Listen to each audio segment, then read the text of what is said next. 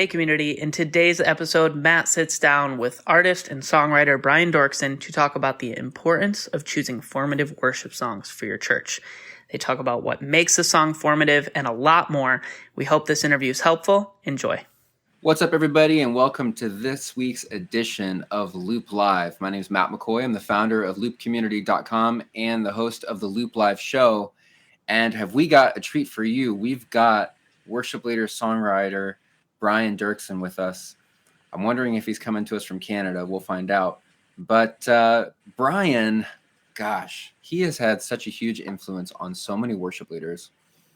I grew up in the Vineyard Church movement. My dad was a Vineyard pastor, and I grew up listening to Brian's songs constantly on Vineyard CDs. And I know that, when I first started leading worship, a lot of those early songs that I first started learning how to play and sing in worship were Brian's songs. And so I am thrilled to talk to him today. And we're going to talk about the importance of choosing songs that have depth for your worship set. So we're going to talk about that. Really excited. Wherever you are watching this from, whether you're on Facebook or YouTube, we're going to take some live questions too. If we get some good questions, we might take a live question. So type into the chats wherever you're watching from, YouTube, Facebook, and it's going to be a great conversation. So without further ado, here is Brian. Man, great to see you. Thanks for taking the time to do this. When I first started leading worship, one of the very first songs I ever learned, and I remember it so clearly, it was "Come Now Is the Time to Worship." And I'm just doing the E shape, up high on the guitar. And that was like one of my first songs I ever learned how to lead worship to. But I remember my parents all the time listening to Vineyard CDs. I don't know if it was like Vineyard Cafe or like Touching the Father's Heart series maybe. And there was songs on there by you. And I just remember your name all the time floating around amongst my parents. They were both worship leaders in our church. They were really involved at the Vineyard in Anaheim, back in the early days.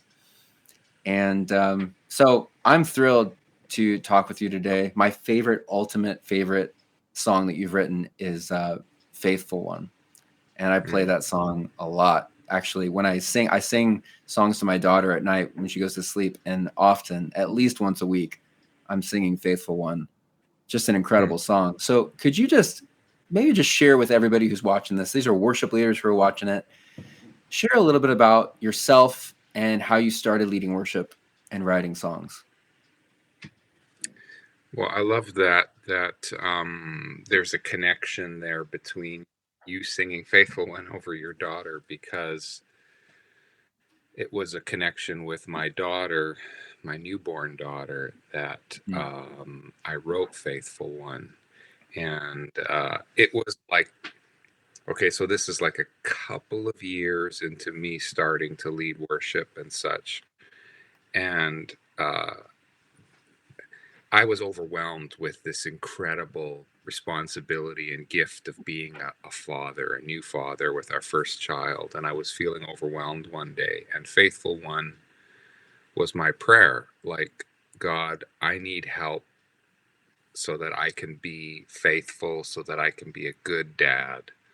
And so I just started pick up my guitar, almost like my baby daughter's in a bassinet right in front of me. And I start singing Faithful One, so unchanging. Of course, I have no idea that other people will be singing this song. It's just my, secret, private song to my maker. Yeah. And I had actually one other song that I had written kind of in that same season called Father, I Want You to Hold Me. And then I was asked to be the bass player at a Wimber conference, a Vineyard conference. And there was this session on the father heart of God, the father wound in culture. And Andy Park, writer of Secret and many other songs that people will know, was the leader. And at the end of the father theme session, he looked at me and said, I want you to go up, because he had heard in a small group once this song, Father, I Want You to Hold. I want you to go sing that father song over the attendees. There was like 5,000 people there. And I'm a shy introvert, and I'm the bass player, right? And I have to walk up there, hands shaking, grab Andy's guitar and sing, Father, I want you to hold me. And after the session, Wimber approaches me, makes a beeline for me, and says, my father was an alcoholic. That song said what my heart needed to say to God. Could we publish that song? And I'm like, what's publish? I had no clue. And then he says, do you have any other songs? And I say, I have one other one. It's called Faithful One. And he says, we'll publish that one too. So that's kind of how it started for me, kind of midstream, but that's kind of how the songwriting and my connection with doing this and what we're doing here today started. Interesting. So the early songs were published with Vineyard. That was the first songs you had published? Yeah. Wow. And John Wimber was the one that kind of heard those songs and pulled him into the Vineyard family. Yeah. That's wild. How did you get introduced to John Wimber to begin with? Well, let's see, how can I make this short? We had heard that there was the very first Vineyard church being planted in Canada. So that was in Langley, British Columbia, about 30 minutes west of where we live. And I'm still here in the same house that I grew up in. I was 4 years old when we moved into this house that I'm talking to you from today. So wow. This is a place of roots for us. But we heard that the first vineyard was planted. And my mom had heard about this John Wimber guy and just liked what she had heard. So she packed us up and said, let's go visit this Vineyard church. And I walked in the back, didn't know a soul. And I felt instantly at home because of the gentleness, the intimacy of the songs, the honesty of the songs. And and so I started getting involved in that church, and then eventually I joined the worship team. I was a bass player. It was my first instrument, and then that led to me connecting with Wimber at that conference. There's still nothing quite like those early Vineyard songs. Like the early, like, In the Secret, Spirit Song, Arms of Love. I mean, there was a sweet spirit to those songs. What's the one? It's Your Blood. Was that a Vineyard song? It's your blood that cleanses me. Yeah. I mean, White as Snow. Yeah. I do think though that one of the most in the worship song world, the most beautiful 2-line melody ever is from Faithful One. Your love is the anchor. My hope is in you. That is just, it gets me every single time.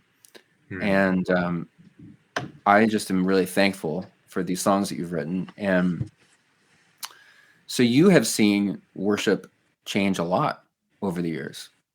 And my question for you is, why is it so important to choose the songs we're singing in church with thoughtfulness and care? Because a lot of the people you're talking to right now are, worship leaders who maybe just started doing this. Maybe they've been doing it for a couple of years. And, they're throwing a lot of brand new songs all the time. There's more worship songs now every week than ever, I feel like. And a lot of times worship leaders can feel like, hey, we got to just bring in the new song that's happening and build a set list and play through the songs. And I don't know. I think it can be hard to know what songs to play. And so from your perspective, I'd be curious, why is it important to choose the songs we're singing at church with really thoughtfulness instead of just picking what's new? Wow. Well, I mean, that's a big question. And there's a lot of things we could talk about. Maybe the thing I'll say for now is that our song selection, that which we repeatedly sing, is either formative or deformative. Like, either because the songs that we sing on repeat with a community of people, and when we sing songs with a community of people, they're deeper imprinted into us. The words of those songs matter. because they guide us and aim us, shall we say, toward what really matters in life, what our priorities should be, what our values should be, what our character should be. So, like you talk about singing, your love is the anchor. Singing songs like that anchor us, make us people of trust, and make us people that are focused on love, not just the love of God, but the love of community and what real love is, right? Yeah. And if we sing songs repeatedly that are just primed for greatness, then they prime us in a certain way that makes us want power. And power has never accomplished what the true heart and work of God is, and that is the interchange of, okay, guess it depends on what you mean by power, right? Because obviously there is good use of power, but you know what I mean, like Yeah. blunt force, shock and awe, kind of power, spectacle kind of power. So I think just taking time to say, to explore song lyrics and what we're emphasizing, as one of the things I say, it's easy to put the emphasis on the wrong syllable, and all of a sudden it goes kind of like it's the same word, but if you keep accentuating power, greatness, those kinds of things, then you tune yourself in a certain way. And I think we're called to be tuned to love, tuned to gentleness, tuned to walking alongside the broken and offering hope and healing. How would you say that songs form or deform us? I think the formative part is actually connected to how the brain works. So our brain, and the way memory works in us, music, when you take a set of words and you fuse them with a melody, it goes into a completely different part of our brain than when you speak something or you read something. Okay. And once that is in our memory, then that's what we call upon when we're in need, when we're in trouble. And it forms neural pathways in our brain that get used over and over again, right? And that creates a tendency in our heart and our mind towards certain actions, towards certain attitudes. Yeah. And so the goal I think of worship is to put ourselves in God's presence and in an attitude so that we become more like Christ, so that we take on the mindset of Christ. So singing songs about Jesus, who he is, what he did, how he did it, is so incredible. That's formative. Yeah. Whereas repeatedly, like singing songs or putting songs into our memory banks that are about characterless kind of things. They're just about power. They're just about mindless entertainment, all of that kind of stuff. That can, in that sense, can deform us by taking that love-shaped heart and kind of hardens it. It kind of primes it for another kind of action. And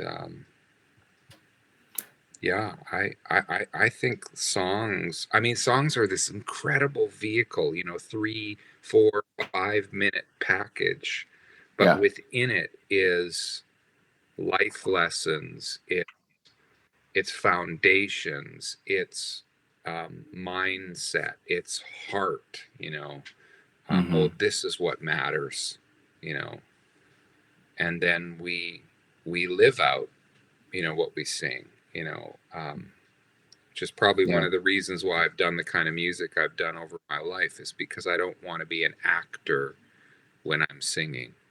Mm-hmm. I just want to be Brian. I want to be me. I want to be honest. I want to be truthful. And I want the songs that I sing to match the life that I'm living. That's really good.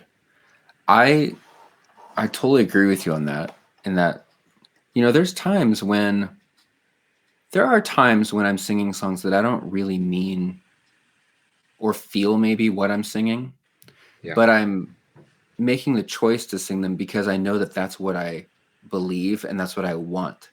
And it is almost like what you were saying about the neural pathways. I think I read somewhere too about like that you can actually change by changing the way that you think over and over and over. You can actually like change neural pathways with where your brain Yeah. goes in certain situations and moments and decisions you're making.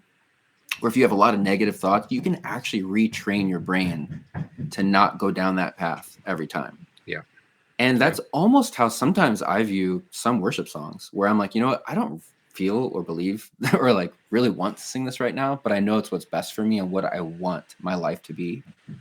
And so I sing it over and over and over to retrain my neural pathways in a way that it is forming me. And I love that we're kind of talking about the importance of the lyrics in worship. I was talking to someone last week, I think, and they were talking about how, especially in worship music, lyrics are so important because for Christians, the word of God is essential.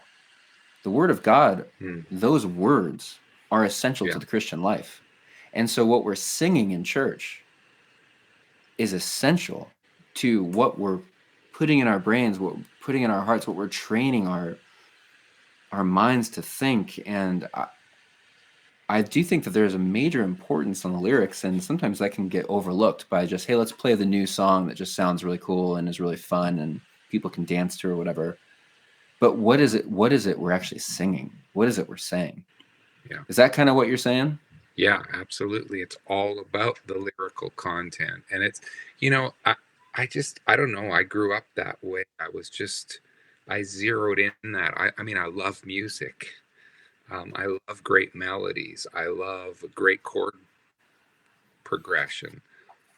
But for me, it's always been about the lyrics and how the lyrics are making that connection between what's going on inside us and also what's going on in our life and how we're yearning to become more Christ-like.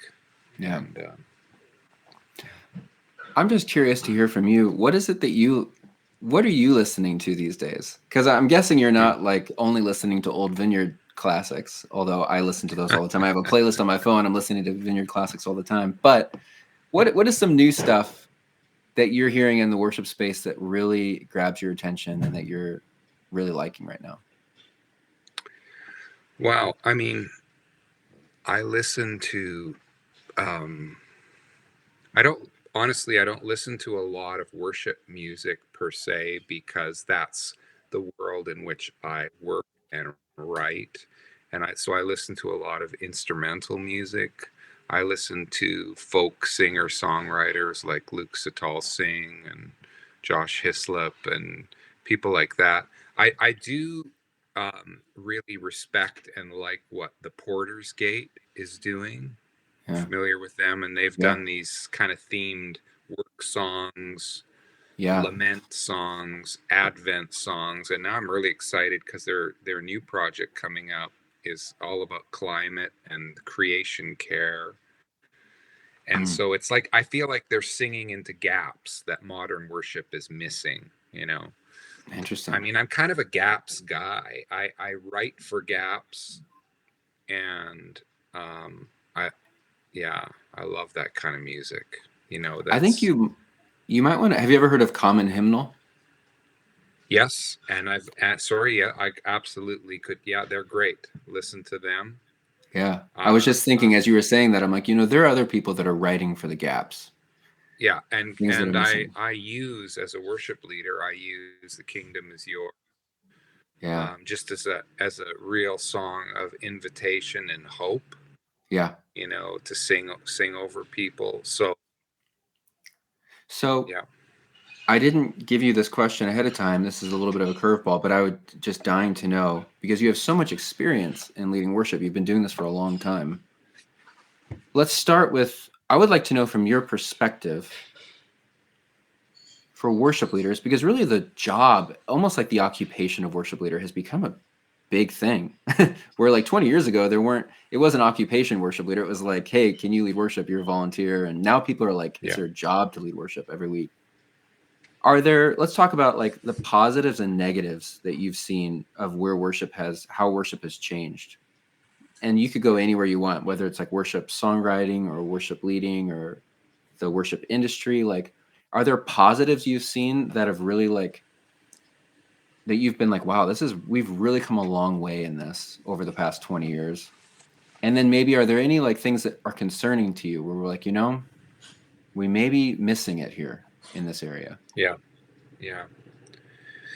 One of the things I could say is that one of the positive things I could say is that people have begun to realize the importance of worship music and are willing to invest into it, in people, in gear, in focus, because they recognize, kind of like that formative, deformative comment before, that worship music is formative, and if it's formative, it's worth prioritizing, right? It matters. And let's do it with excellence. Let's not just throw together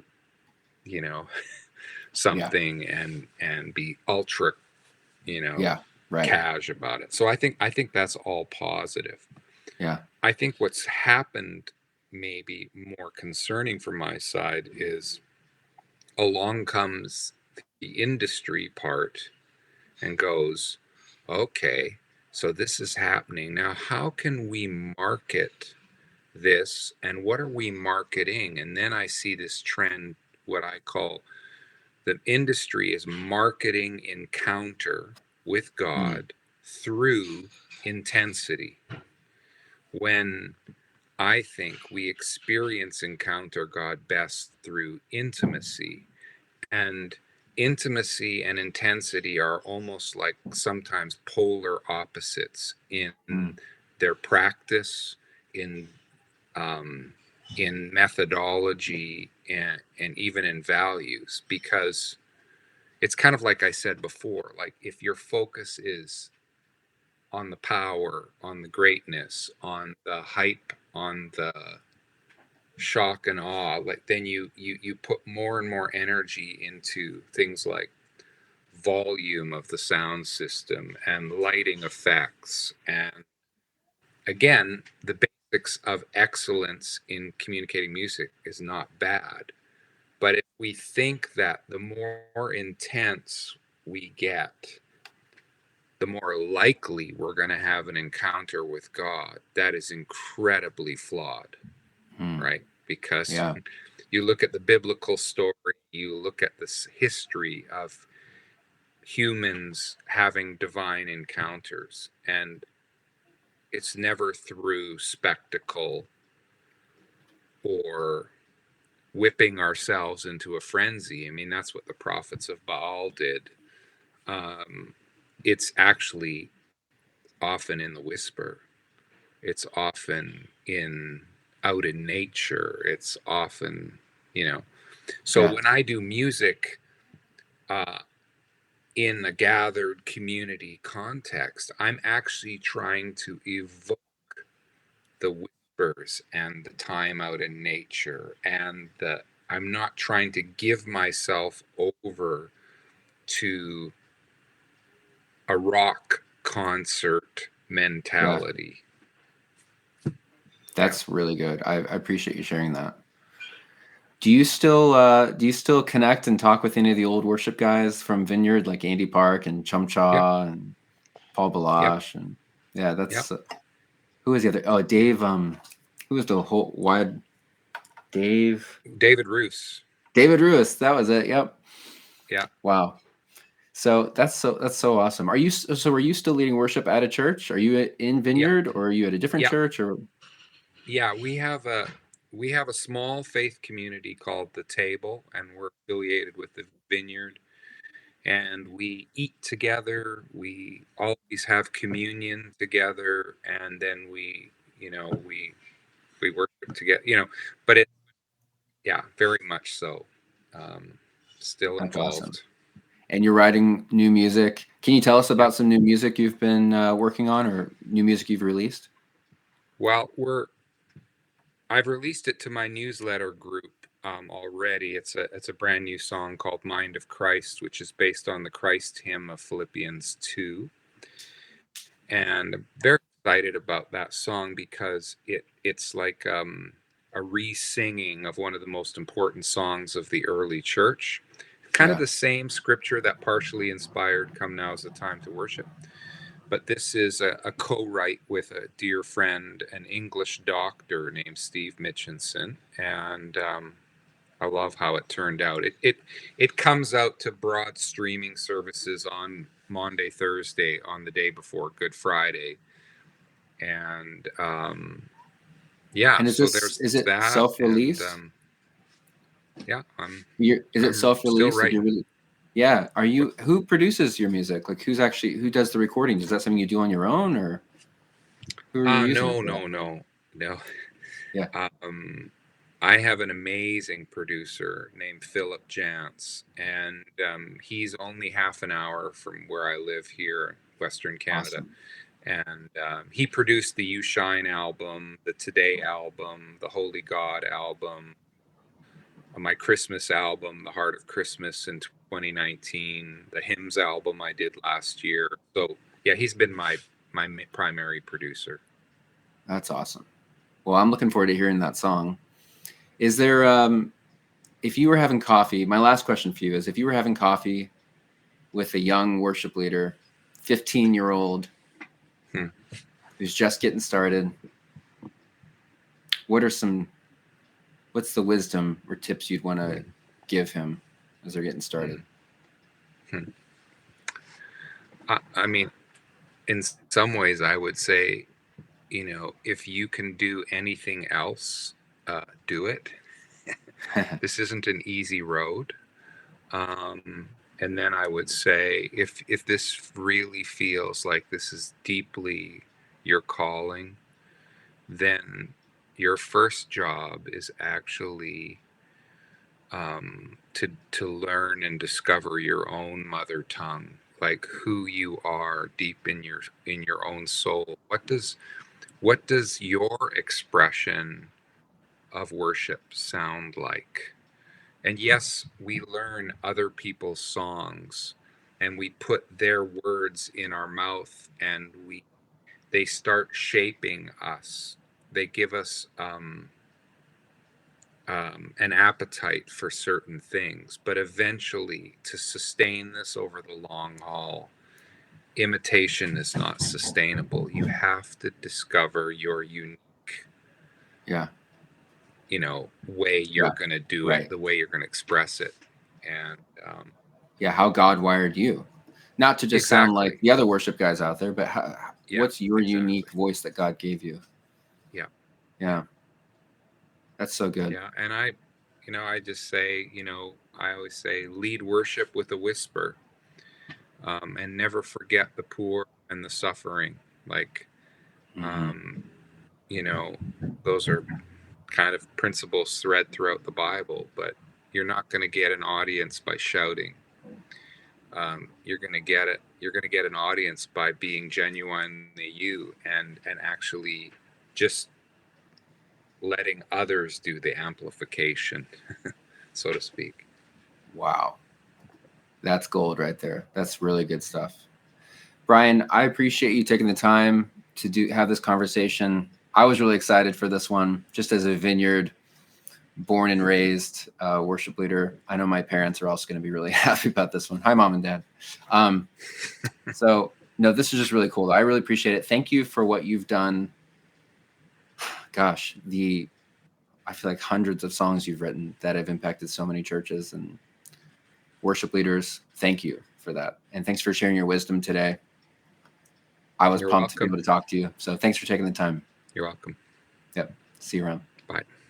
All right, you guys, great conversation with Brian. If you have not listened to his music, make sure you go check it out. Go to Spotify, Apple Music. I'm sure it's on YouTube as well. Find his music, listen to it. I'm going to listen to Faithful One. I'm going to listen to actually a bunch of Brian's songs right after this interview. But make sure you go listen to those songs. And also, wherever you're watching this from, type down in the comments what's one thing that you are walking away from this conversation with. What's one thing you learned? What's one thing that really stood out to you? I know for me, the kind of mind-blowing thought that he shared was the difference between intensity and intimacy.